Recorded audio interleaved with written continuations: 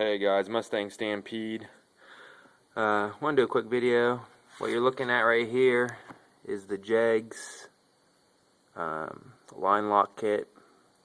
This kit is installed on the 93 LX notchback.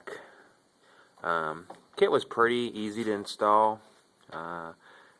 One thing that you have to do if you order it from Jegs is there's an extra bag of spare fittings that you will need to use. I believe they go from a metric size to a standard size to make all your fittings connect. One place you'll be using thread sealant will be any of your pipe connections. There'll be one there, and I believe one up here on this 90-degree fitting. All the rest of them are AN fittings. I'm not sure if there are 3 AN fittings or not, but they're pressure fittings, so you don't actually need to use them. I'll go ahead and show you how this is activated.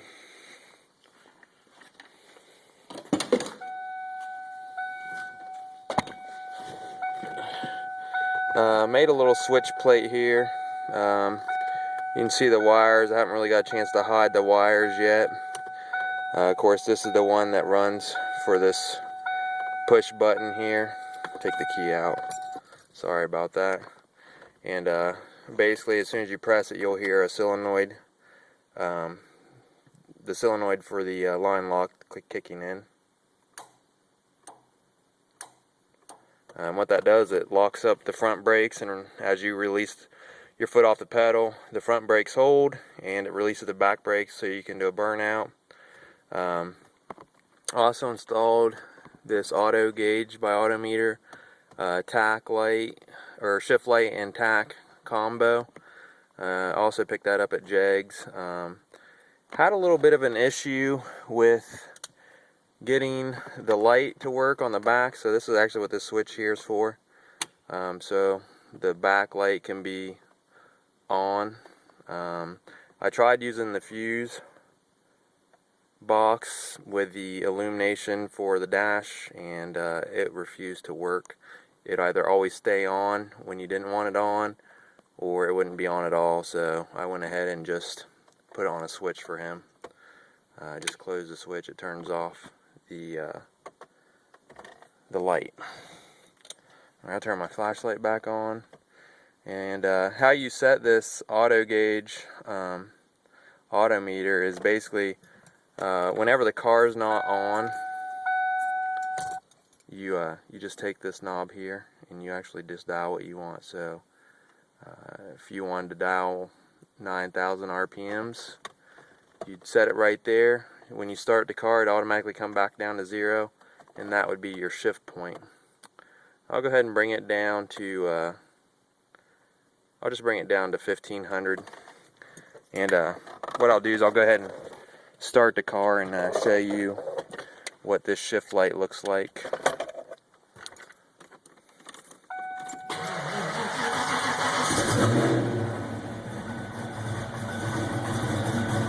Alright, so basically as it idles down here, like I said, I set this to 15,000 RPM, so I'll go ahead and I'll just turn it is starting to get dark earlier, so I'll turn that on.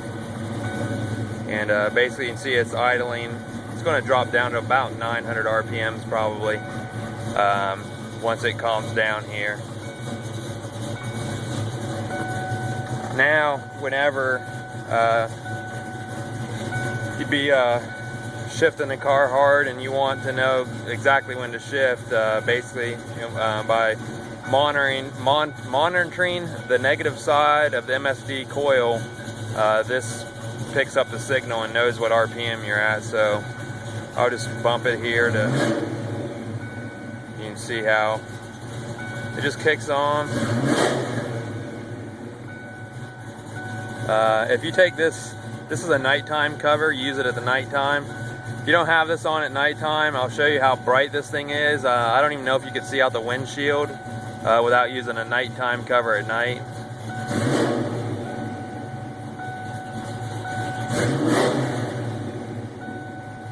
So that's it's pretty bright, as you can see.